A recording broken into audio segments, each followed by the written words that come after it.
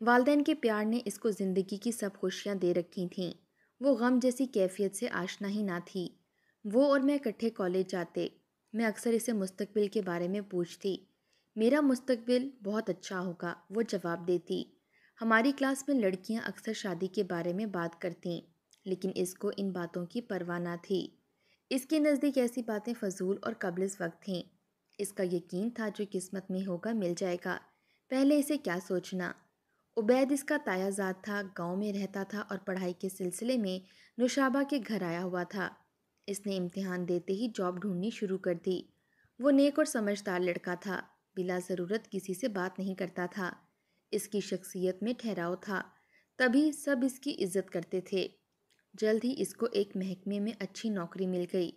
اس نے مکان کرائے پر لینا چاہا، لیکن نوشابہ کے ابو نے اس کو منع کر دیا۔ کہا برخودار، جب اپنا گھر موجود ہے پھر کرائے پر رہنے کی کیا ضرورت ہے۔ یوں وہ مستقل ان کے گھر رہنے لگا۔ نوشابہ ریاضی میں کمزور تھی، جبکہ عبید اکیڈمی میں ریاضی پڑھا رہا تھا۔ نوشابہ کی والدہ نے کہا کہ کسی غیر سے ٹیوشن پڑھنے کی بجائے تم عبید سے پڑھ لیا کرو، اس طرح ٹیوٹر کی بھاری فیس بھی نہیں دینی پڑے گی۔ وہ گھر میں رہتا ہے، تم کو ٹیوشن کے لیے گھر سے باہر کہیں جانا بھی نہیں پڑے گا۔ عبید تو ریاضی کا ماہر تھا، اس کو بھلا اپنی کزن کو پڑھانے پر کیا اعتراض ہو سکتا تھا۔ وہ خود ان کا احسان اتارنا چاہتا تھا۔ نوشابہ کو فارغ وقت میں گھنٹے 1.5 گھنٹے پڑھانے لگا۔ خیالات اپنی کزن کے لیے شفاف تھے۔ ایک دن میں ان کے گھر گئی، دیکھا کہ آنٹی بازار سے ڈنر سیٹ لائی ہیں۔ آنٹی یہ کس کے لیے ہے؟ میں نے پوچھا۔ وہ بولی نوشی کے جہیز کے لیے ہے۔ یہ فکرہ سن کر پہلی بار میں نے اپنی سہیلی کے چہرے پر سرخی دیکھی، گویا اب اپنی شادی کے بارے میں سوچنے لگی تھی۔ جب ہم دونوں کمرے میں جا بیٹھی، میں نے اسے پوچھا کیا آنٹی نے تمہارے لیے رشتہ دیکھ لیا ہے؟ کون ہے وہ خوش نصیب جو تمہارا ساتھی بننے جا رہا ہے؟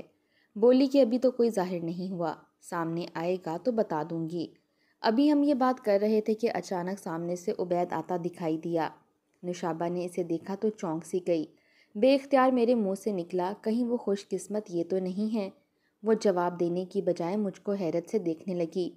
اس دن سے پہلے میری سہیلی نے کبھی مستقبل کے بارے میں نہیں سوچا تھا۔ اس روز جب وہ بستر پر لیٹی، اس نے سوچا ہمارے گھر میں ہی لڑکا رہتا ہے اور میرا اس کی طرف دھیان ہی نہیں گیا۔ اپنے تمام عزیزوں اور رشتہ دار لڑکوں کا مقابلہ عبید سے کیا، سب سے بہتر وہی نظر آیا۔ تبھی اس نے ارادہ کر لیا کہ اگر والدین نے اس کو انتخاب کا حق دیا تو وہ دوسروں پر عبید کو ہی ترجیح دے گی۔ اس کا خیال تھا کہ والد نے اس کی شادی کے لیے عبید ہی کا انتخاب کر رکھا ہے۔ اب وہ ہر روز سوچتی کہ کس طرح اپنے خیالات سے عبید کو آگاہ کرے۔ ڈر تھا کہ کہیں وہ ناراض نہ ہو جائے۔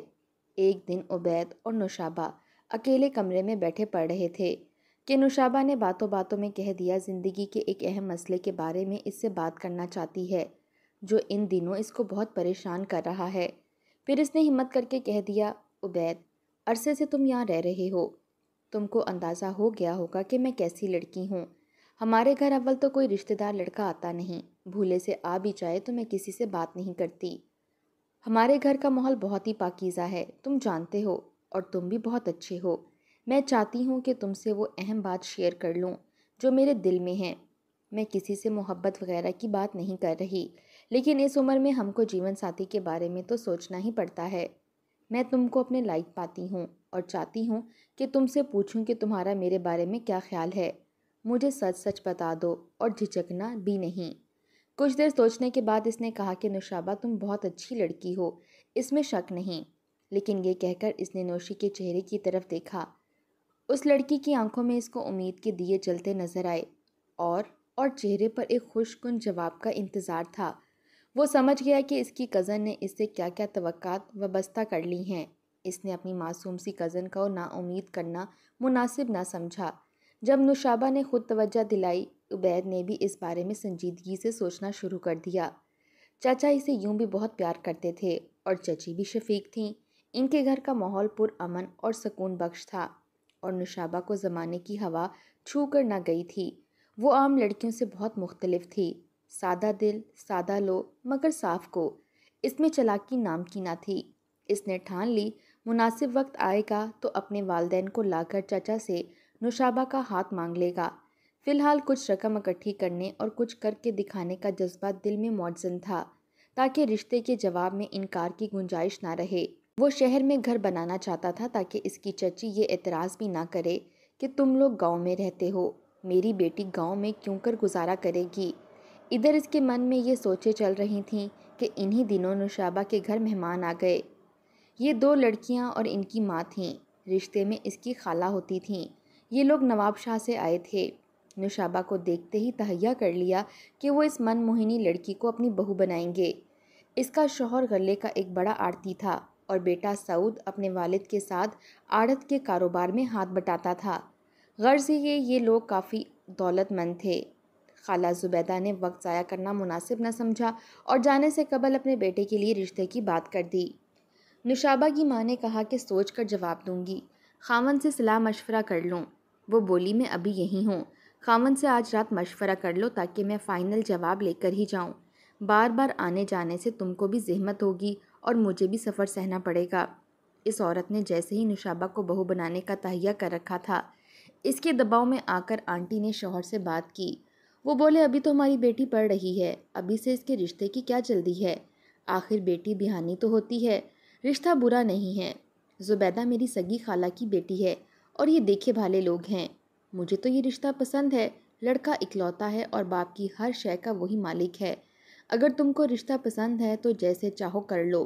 وہ بیوی کی طبیعت سے واقف تھے، کہنے لگے تم نے فیصلہ تو خود ہی کر لیا ہے، اب مجھ سے کیا پوچھتی ہو؟ میاں کا اندیہ لے کر آنٹی نے بہن کو ہاں کہہ دیا۔ عبید اس معاملے سے بے خبر اپنے خواب بنتا رہا۔ وہ روزانہ دفتر جاتا اور 1 ماہ بعد جب تنخواہ ملتی وہ ایک ایک پائی خرچ نہ کرتا، تمام تنخواہ چچی کے ہاتھ پر لا کر رکھ دیتا تاکہ جمع کر دی جائے، کام آئے گی۔ دراصل وہ اپنی تمام رقم اپنی شادی کی خریداری پر خرچ کرنا چاہتا تھا۔ وہ ڈیوٹی سے لوٹتا تو نوشابہ اس کی منتظر ہوتی، جلدی سے کھانا گرم کر کے دیتی۔ کچھ دنوں بعد زبیدہ خالہ پھر آ گئی، کہنے لگی بہن میں تو اپنی نوشی کو انگوٹھی پہنا کر ہی جاؤں گی۔ 2-3 دن منتیں کیں اور اپنی بات منوا لی۔ نوشابہ کو پتہ چلا تو ماں سے بولی مجھ سے تو پوچھ لیا ہوتا، چپ رہو اور منہ مت کھولنا، خالہ زبیدہ سن لیں گی۔ ہمارے ہاں لڑکیوں سے نہیں پوچھا جاتا، تم کو اچھے برے کی کیا سمجھ ہے، ہم جو کریں گے صحیح کریں گے۔ اسی روز شام کو نوشابہ کی منگنی ہوئی تھی۔ گزشتہ رات ہی منگنی کی تیاریاں مکمل ہو گئیں۔ خالہ زبیدہ پیسے والی تھیں، جا کر بازار سے تمام سامان خرید لائیں۔ نوشابہ کو دلہن کی طرح سجا دیا گیا۔ محلے کی تمام سہیلیاں اس کے گرد جمع ہو گئیں۔ عبید دفتر سے واپس آیا تو گھر کا نقشہ ہی اور تھا۔ اس نے پوچھا چچی جان یہ سب کیا ہے؟ وہ بولی بیٹے نوشابہ کی منگنی ہو رہی ہے، سب کچھ جلدی میں ہوا، تم کو بتا نہ سکی۔ زبیدہ بہن باضد ہو گئی کہ ابھی کے ابھی کرنی ہے، کیونکہ انہوں نے کل نواب شاہ لوٹ کر جانا تھا۔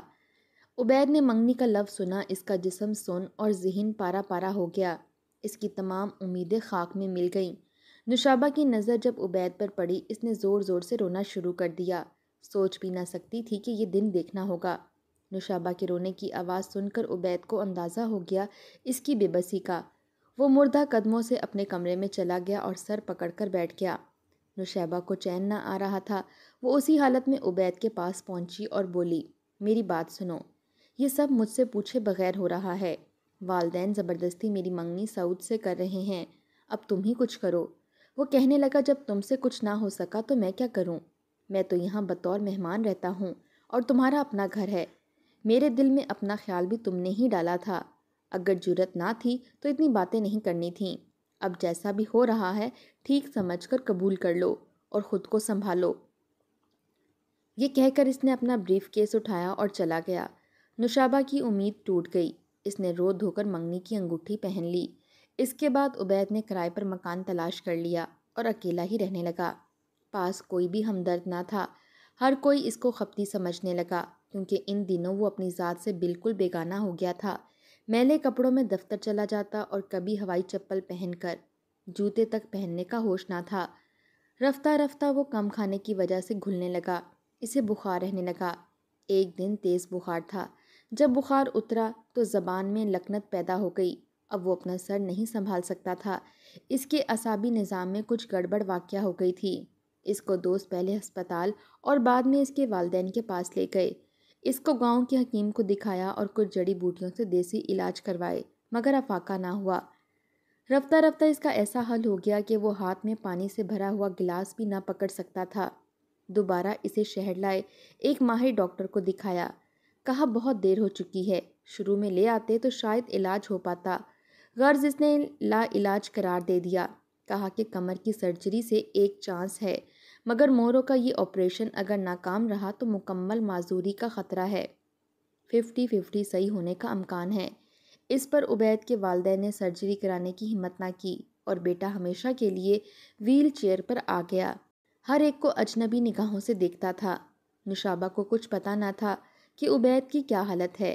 وہ کبھی نہ گاؤں گئی تھی اور نہ جا سکتی تھی، البتہ اس کے ابو جاتے تھے اور بھتیجے کو دیکھ آتے تھے، مگر وہ گھر میں کسی سے اپنے بھتیجے کی بیماری کا تذکرہ نہ کرتے تھے۔ منگنی کے 4 ماہ بعد شادی کا سلسلہ شروع ہو گیا۔ ادھر نوشابہ کی شادی کی شہنائیاں بج رہی تھیں، ادھر عبید کی بیماری میں پیچیدگیاں بڑھتی جا رہی تھیں، تاہم وہ چپ رہتا تھا، جیسے کسی نے اس کے لبوں پر تالے لگا دیے ہوں۔ شادی کا دن آ گیا، نوشابہ دلہن بن گئی، اس کے چہرے پر خوشی نہ تھی، سجا ہوا چہرہ اجاڑ لگ رہا تھا۔ وہ اتنی دکھی ہو رہی تھی کہ دکھ سے رو بھی نہیں سکتی تھی۔ اس کے تمام سنہرے خواب چکنا چور ہو چکے تھے۔ شادی کے دن بھی وہ دعا مانگ رہی تھی کہ عبید آ جائے۔ اس کو خبر نہ تھی کہ اس کا نہ آنا بہتر تھا۔ نکاح کے وقت تک رجسٹر پر دستخط کرتے ہوئے اس کے ہاتھ کانپ رہے تھے۔ میری عزیز جان سہیلی کسی اور کی دلہن بن کر بیاہ کر اپنے گھر چلی گئی۔ وہ اب خاموش خاموش سی رہنے لگی تھی، کیونکہ اس کے ذہن میں عبید کی تصویر جم گئی تھی۔ وہ اسے بھلا نہ سکتی تھی۔ دولہا دیکھنے میں بھلا تھا مگر اچھا آدمی نہ تھا، کسی اور کا تو نقصان نہ کرتا تھا مگر اپنی بری عادتوں سے خود کو نقصان ضرور دیتا تھا۔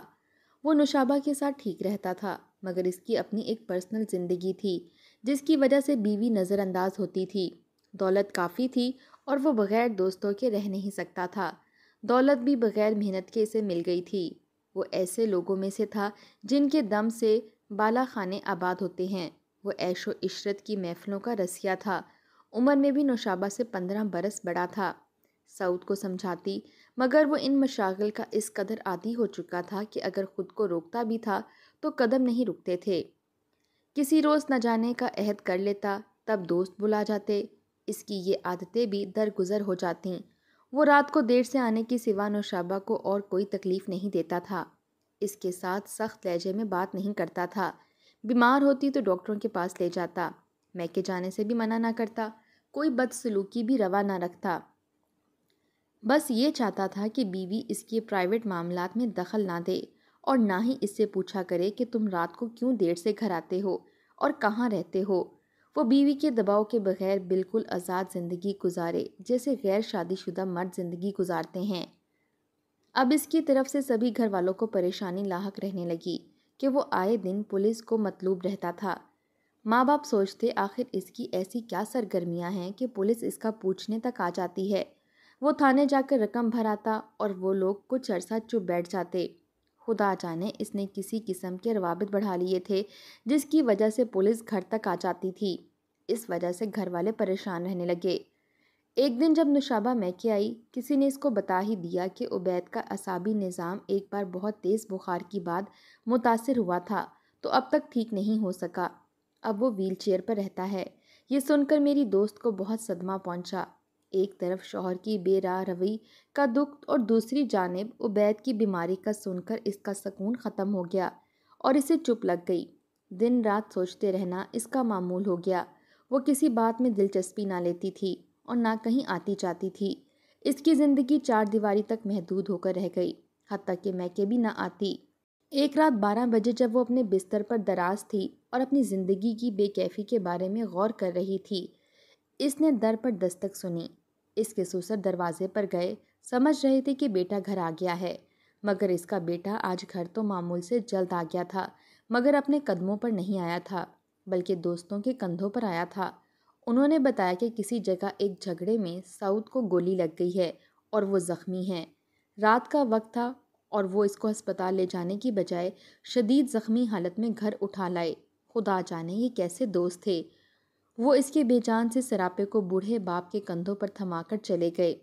سعود کی نبض ڈوب رہی تھی، جسم سے کافی خون بہہ چکا تھا۔ گھر میں کھلبلی مچ گئی۔ باپ نے مدد کے لیے پڑوسیوں کو آواز دی، وہ سب مل کر اس کو گاڑی میں ڈال کر ہسپتال لے گئے، لیکن راستے میں سعود نے دم توڑ دیا۔ ہسپتال تک جانے کی نوبت نہ آئی۔ باپ تو کمر کو پکڑ کر دیوار کے ساتھ لگ گیا۔ سعود اس کا اکلوتا لخت جگر تھا۔ پتہ چلا کہ بالا خانے پر گانا سنتے ہوئے جھگڑا ہوا اور ایک تماش بین سے گولی چل گئی جو نشے میں تھا۔ دوست بھی ویسے ہی تھے جنہوں نے ہسپتال لے جانا مشکل جانا۔ وہ اس کیس میں پھنسنے کو تیار نہ تھے۔ سو ایسوں کی دوستی ایسے ہی لوگوں سے ہوتی ہے جو وفا اور لحاظ سے خالی ہوتے ہیں۔ نوشابہ پہلے ہی اپسیٹ تھی، اب تو نیم پاگل ہو گئی۔ وہ اجڑ کر باپ کے در پر آ گئی۔ آج ماں پچھتا رہی تھی کہ اس نے 2 دلوں کو ہی نہیں 3 گھروں کو اجاڑ دیا تھا۔ آنٹی اب پچھتا رہی تھیں کہ ان سے کتنی بھول ہو گئی۔ زبیدہ سے رشتہ ضرور تھا لیکن ان کے لڑکے کے بارے میں تحقیق نہ کی۔ کم از کم سعود کے بارے میں کچھ معلوم کر لیا ہوتا۔